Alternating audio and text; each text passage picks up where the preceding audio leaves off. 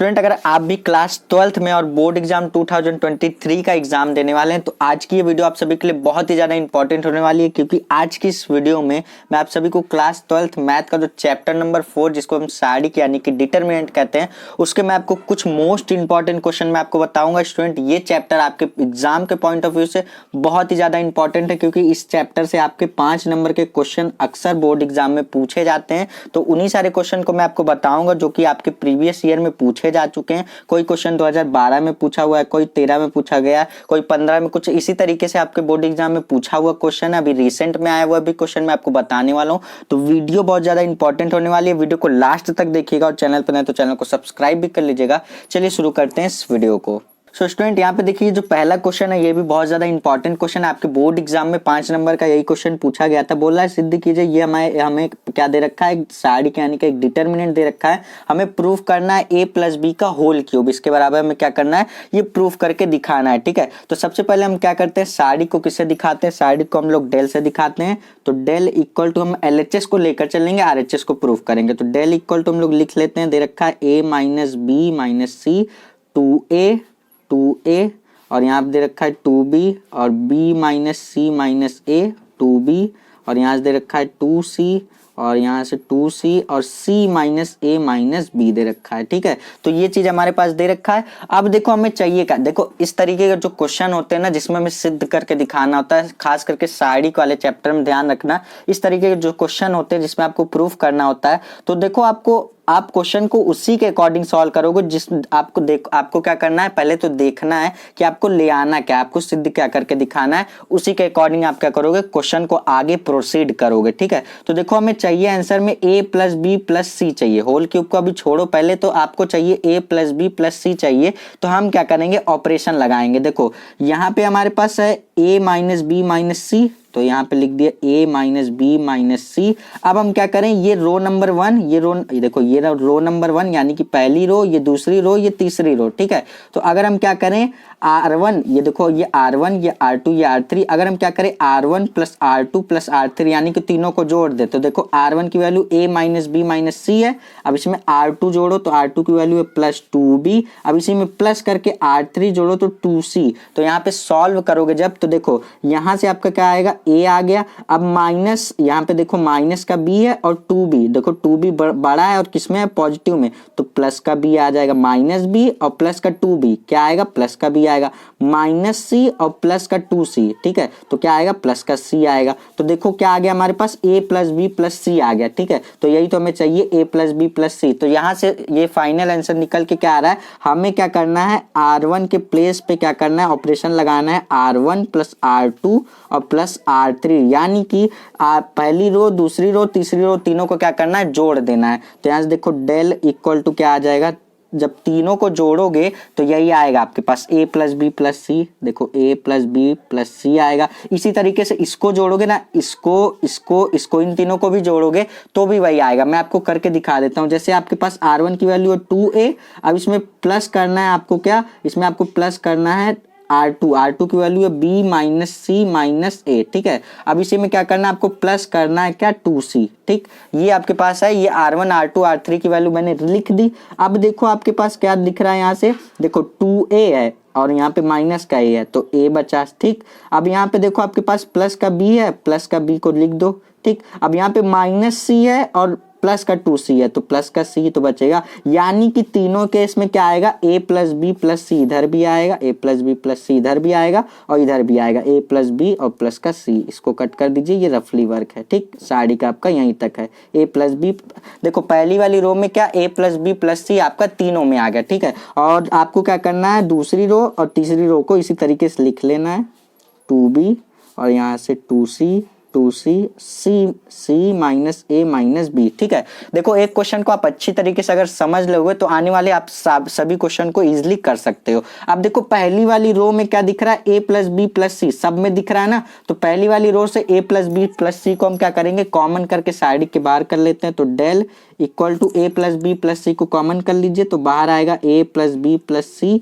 देखो ये बाहर आ गया। अब साइड के अंदर बचा क्या, यहाँ पे 1 और यहाँ पे आपके पास क्या बच गया, 2b बच गया और ये 2c बच गया। अब यहाँ से भी ये कॉमन होके बाहर आ गया, यहाँ पे भी 1 बच गया, ये b माइनस सी माइनस ए, बाकी सारे को एज इट इज लिखना है और जहाँ पे a प्लस बी प्लस सी था वहाँ पे 1 हो जाएगा, ये 2b और ये c माइनस ए माइनस बी हो जाएगा। ठीक, तो इसी तरीके से लिख दिया।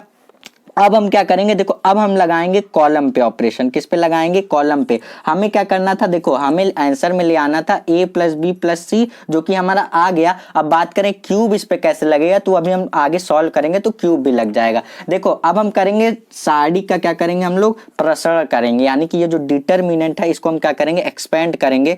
और सारणी की एक प्रॉपर्टी होती है कि हम उसको एक्सपेंड यानी कि सारणी का प्रसरण तभी कर सकते हैं जब किसी दो रो या किसी दो कॉलम में जीरो बन जाए, यानी कि या तो यहाँ जीरो बन जाए या तो यहाँ, यानी कि किसी एक कॉलम में 2 जीरो बन जाए या तो किसी एक रो में 2 जीरो बन जाए, तभी हम क्या करेंगे, सारणी का प्रसरण कर सकते हैं। ये हमारे पास सारणी की प्रॉपर्टी कहती है। ठीक है, तो हम क्या करेंगे, यहाँ और यहाँ जीरो बनाएंगे। ठीक है, इसको और इसको जीरो बनाएंगे जिससे कि हमारे एक ही रो में 2 जीरो बन जाएंगे, तो हम सारणी का प्रसरण कर सकते हैं। ठीक है, ये मेथड होता है हमारे पास। ठीक, तो हम क्या करेंगे, देखो ये है C1, ये है C2, यानी कि ये कॉलम नंबर 1, ये कॉलम नंबर 2। अगर हम क्या करें, C1 में से C2 को घटा दे तो 1 माइनस 1 क्या हो जाएगा, 0 हो जाएगा। उसी तरीके से हम लोग क्या करें, इस यहाँ पे जीरो बनाने के लिए क्या करें, इससे इसको घटा दें, यानी कि C2 माइनस C3 कर दें तो यहाँ पे भी जीरो बन जाएगा। तो देखो ऑपरेशन क्या लगाओगे, पहला ऑपरेशन लगाओगे C1 is replace by C1 minus C2, यानी कि इसको माइनस करना है इससे। अब दूसरा ऑपरेशन लगाओगे एंड करके, C2 is replace by C2 minus C3, यानी कि इसमें से इसको दूसरे वाली कॉलम में से तीसरी वाली को कॉलम को घटाओगे। तो यहाँ से देखो डेल इक्वल टू आपके पास आएगा a plus B plus c, ये तो ऐसे ही रहेगा। अब देखो 1 माइनस 1, देखो हम क्या कर रहे हैं, C1 पे पहले तो ऑपरेशन लगा रहे हैं। C1 कौन है, ये हमारा। ठीक है, तो हमें क्या करना है, C1 के प्लेस पे करना है C1 माइनस C2, तो C1 की भी वैल्यू 1 है और C2 की भी वैल्यू 1 है, तो 1 माइनस 1 हो जाएगा आपके पास 0। अब उसी तरीके से इसको भी अगर आप लिखेंगे तो देखो अब आपको क्या करना है, C1 के प्लेस पे ही आपको करना है C1 माइनस C2। देखो C1 की वैल्यू है 2b, अब इसमें आपको माइनस करना है क्या, C2 की वैल्यू है b माइनस सी माइनस ए। अब जब आप इसका क्या करोगे, माइनस का ब्रैकेट के अंदर मल्टीप्लाई करोगे, तो यहाँ से मैं रफली वर्क करता हूँ। ठीक है, माइनस का जब आप ब्रैकेट के अंदर मल्टीप्लाई करोगे तो ये 2b और ये माइनस का आपके पास क्या आ जाएगा, b और प्लस का c और प्लस का a आ जाएगा। ठीक, ये आ गया आपके पास। से आपके पास देखिए 2b माइनस बी, यानी कि इसका मतलब क्या होगा, b प्लस सी, और देखो ये c और प्लस का a, यानी कि 2b में से b गया तो आपके पास b आ गया और c और a पहले से था। इसको हम क्रम में लिखना चाहेंगे सीक्वेंस में, तो a प्लस बी प्लस सी लिख सकते हैं। इस तरीके से ये आएगा हमारा। ठीक है, तो इसके प्लेस पे हम लोग a प्लस बी और प्लस का c कर देंगे। अब इसको माइनस करेंगे, क्या C1 माइनस C2 करेंगे तो क्या होगा, यहाँ पे भी 0 बन जाएगा, यहाँ पे भी 2c है, यहाँ पे भी 2c है। तो पहली वाली जो कॉलम पे ऑपरेशन लगाए थे इसका काम खत्म हो गया। अब दूसरी वाली पे लगाते हैं। ठीक है, तो देखो 1 माइनस 1, देखो C2 के प्लेस पे करना है C2 माइनस C3, यानी कि इसमें से इसको घटाना है, तो यहाँ से 1 माइनस 1 हो जाएगा 0। अब आप इसमें से इसको घटाओगे तो देखो b है और यहाँ पे माइनस करोगे 2b, तो आपके पास आएगा b और प्लस। देखो इसी तरीके से मैं यहाँ पे भी आपको करके दिखा देता हूँ। जैसे देखो आपके पास इसकी वैल्यू है b माइनस सी माइनस ए। अब इसमें आपको क्या करना है, माइनस करना है 2b। ठीक, क्या करना है, माइनस 2b करना है। तो यहाँ से देखो आपके पास वैल्यू आएगी, देखो यहाँ से आपके पास आ जाएगा minus B minus c minus ए, इस तरीके से आ जाएगा। तो हम लोग क्या करेंगे, इसको भी लिख देंगे। तो यहाँ से लिख सकते हैं minus B minus c minus ए। जब आप क्या करोगे, इसको सॉल्व करोगे तो यही आएगा आपके पास। ठीक है, अब यहाँ से हम क्या करेंगे, इसमें से इसको माइनस करेंगे तो 2c है, माइनस करोगे c तो आपके पास क्या आएगा, यहाँ से आपके पास आ जाएगा ए। देखो यहाँ से हम कर देते हैं 2c, प्लस करेंगे इसमें c, माफ कीजिएगा यहाँ पे माइनस करेंगे हम लोग, इसको माइनस कर रहे हैं क्योंकि C2 माइनस C3 करें तो minus C minus A minus B। अब इसको माइनस का ब्रैकेट में मल्टीप्लाई कीजिए तो 2C माइनस C और प्लस A प्लस B। ठीक, तो यहाँ से देखिए आपके पास आ जाएगा C plus A plus B। इसको क्रम में लिखना चाहेंगे तो A plus B plus C लिख देंगे। ठीक है, तो यहाँ पे आएगा आपके पास A प्लस B प्लस का C आ जाएगा। और तीसरी वाली कॉलम में कुछ छेड़छाड़ नहीं करनी, उसको हमें इसी तरीके से लिख लेना है। ठीक, ये लिख दिया। अब देखो हमारे ये सारा काम हम लोगों ने क्यों किया, क्योंकि हमारे पास एक रो में क्या हो जाए, 2 0 बन जाए। तो यहाँ पे देखो पहली वाली रो में क्या बन गया, 2 0 बन गया। अब हम इसका क्या कर सकते हैं, प्रसरण कर सकते हैं इजिली। तो देखो कैसे करेंगे, del equal to a plus b, यहाँ से ये तो कॉमन था, a plus B plus c ये कॉमन रहेगा।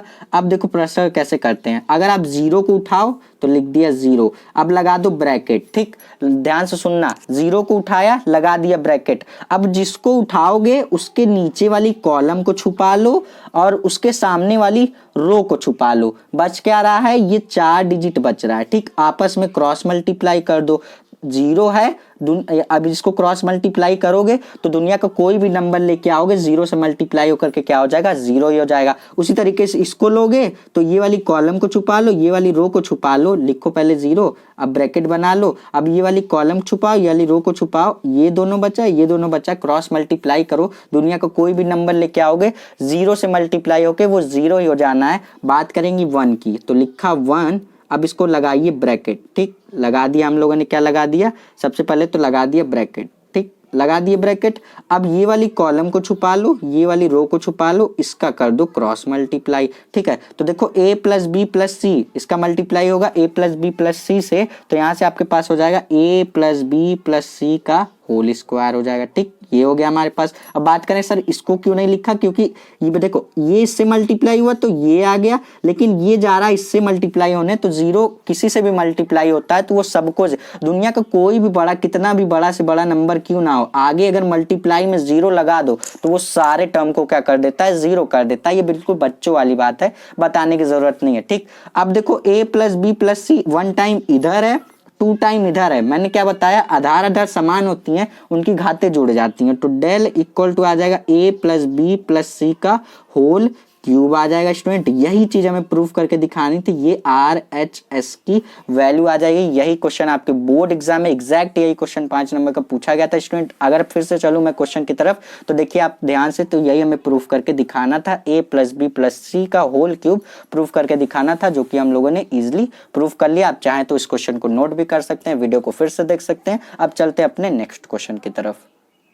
सो स्टूडेंट ये देखिए, ये रहा हमारा नेक्स्ट क्वेश्चन। देखिए ये क्वेश्चन आपका बहुत ही इजी क्वेश्चन है, अगर आपको इस टाइप का क्वेश्चन देखने को मिले तो आप इजीली कर ले जाइएगा। और बात करें इस क्वेश्चन की कि कितने नंबर का पूछा गया, तो ये 2 नंबर का पूछा गया था। आपको सिर्फ वो चेक कर रहा था कि आप इस चैप्टर को अच्छी तरीके से पढ़े हैं या नहीं, क्योंकि इसमें क्या यूज होने वाली है, एक प्रॉपर्टी यूज होने वाली है। किसकी, सारणी की एक प्रॉपर्टी, यानी कि एक गुणधर्म होता है, वो यूज होने वाला है। ठीक, तो देखो यहाँ पे बोल रहा है एक सारणी दे रखा है, इसके बराबर में 0 प्रूफ करके दिखाना है। ठीक है, तो देखो हम क्या करेंगे, सबसे पहले तो हम सारणी को किसके बराबर लेके चलते हैं, डेल के बराबर। ठीक, तो हम क्या करते हैं, यहीं पे डेल लगा लेते हैं, कोई बात नहीं, हमें 0 प्रूफ करके दिखाना है, इतना हम मान लेते हैं। ठीक, तो अब देखो हमें करना क्या होगा, हम अगर क्या करें, ये देखो C1 है, ये C2 है, ये C3, ये है C1, ये है C2, ये C3, यानी कि column number 1, column number 2, column number 3 है। ठीक, अगर देखो स्टूडेंट, अगर आप ये चैप्टर नहीं पढ़े हो, अभी तक नहीं पढ़े, तो अभी आपके पास मौका है। यहाँ आई बटन पे लिंक आ रहा है, इस पे आप क्लिक करोगे तो आप उस प्लेलिस्ट पर विजिट हो जाओगे, जहां पर मैंने इस चैप्टर के सारे आपको टॉपिक, मतलब पूरा एक्सरसाइज ही मैंने सॉल्व करा रखा है। तो आप वहां से जाओगे, अपना बिल्कुल बेसिक क्लियर करोगे, फिर आएंगे आप, मैं आपको इंपॉर्टेंट क्वेश्चन भी इस पर लगवाता चलूंगा। सो स्टूडेंट देखिए, यहाँ पे बोल रहा है हमारे पास, इसको क्या करना है, इसके बराबर हमें 0 प्रूफ करके दिखाना है। तो यहाँ से हम लोग क्या करेंगे, ऑपरेशन लगाएंगे। अगर हम लोग क्या कर दें, इसको तीनों को जोड़ दें, तो देखो जोड़ने पे रिजल्ट क्या बन के आ रहा है, बहुत तगड़ा रिजल्ट बनेगा। देखो C1 के प्लेस पे हम लोग रिप्लेस कर दे C1 plus C2 plus C3, यानी कि तीनों कॉलम को एक साथ जोड़ दो। तो देखो जोड़ने पे क्या आएगा, डेल इक्वल टू, यहाँ देखो पहले तो आपके पास A माइनस बी, ठीक, ये पहला कॉलम का वैल्यू हो गया। अब आपको क्या करना है, इसी में आपको करना है, आपको C2 जोड़ना है। ठीक है, प्लस करना है B माइनस सी, ये C2 लिख दिया, फिर प्लस करना है C माइनस ए, तो ये लिख दिया। ठीक है, तो यहाँ पे मैंने कर दिया, ये C1 की वैल्यू, ये C2 की वैल्यू, ये C3 की वैल्यू, तीनों को जोड़ दिया। उसी तरीके से ये देखो आपके पास C1 की वैल्यू है B माइनस सी, प्लस C2 की वैल्यू है C माइनस ए, प्लस C3 की वैल्यू है आपके पास A माइनस बी। उसी तरीके से आपके पास C1 की वैल्यू है C माइनस ए, प्लस C2 की वैल्यू है A minus B, plus C3 की वैल्यू है B माइनस सी। तो ये मैंने C1 के प्लेस पे कर दिया, और C2 और C3 को आपको कुछ नहीं करना है, ऐसे ही लिख लेना है। B माइनस सी है, C माइनस ए है, ए माइनस बी है। ठीक, उसी तरीके से सी माइनस ए है, ए माइनस बी है, बी माइनस सी है। C2 और C3 को मैंने एज इट इज लिख लिया। ठीक, अब देखो स्टूडेंट यहाँ से बहुत तगड़ा कॉन्सेप्ट बताने जा रहा हूँ। देखो सबसे पहले तो आपका क्या क्या कैंसिल हो रहा है, यहाँ ए प्लस में है, यहाँ ए माइनस में, ए से ए काटो तो देखो यहाँ से ए कैंसिल हो गया, यहाँ माइनस में बी है, यहाँ प्लस में बी है तो बी से भी कैंसिल हो जाएगा, यहाँ माइनस में सी है, प्लस में सी है तो ये भी कैंसिल हो जाएगा। इसी तरीके से यहाँ पर भी जितने भी टर्म है सब कैंसिल हो जाएंगे। अगर आप ध्यान से देखोगे तो सारे ही टर्म कैंसिल हो जाएंगे। यहाँ पे अब आपके पास साइड बन क्या रही है, देखो आपका कैंसिल होने के बाद बन, ये तो सारा जीरो हो जा रहा है।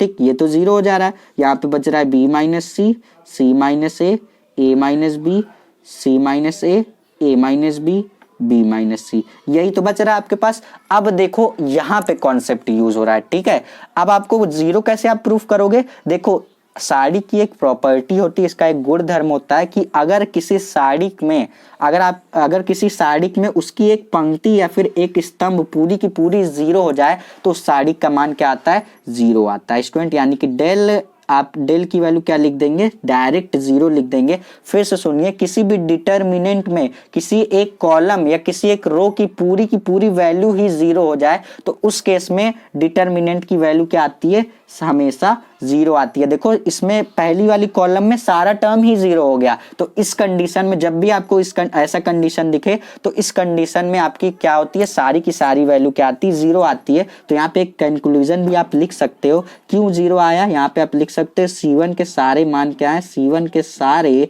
मान क्या है, जीरो है। ठीक है, यानी कि पहली वाली कॉलम की सारी वैल्यू क्या है, जीरो है, इसीलिए हम कह देंगे कि इस साड़ी का मान क्या आएगा, जीरो आएगा। ये प्रॉपर्टी याद रखना, बहुत ही कमाल की है। इसका यूज आपके बोर्ड एग्जाम में जरूर आपसे पूछा जाएगा कि आपकी प्रॉपर्टी आपको मतलब साड़ी में यूज होने वाली प्रॉपर्टी आपको याद है कि नहीं। बस इसी को चेक करने के लिए आपका ये क्वेश्चन आपके बोर्ड एग्जाम में पूछा गया था स्टूडेंट। अब चलते हैं अपने नेक्स्ट क्वेश्चन की तरफ, उस क्वेश्चन में भी आप नए कॉन्सेप्ट को सीखेंगे।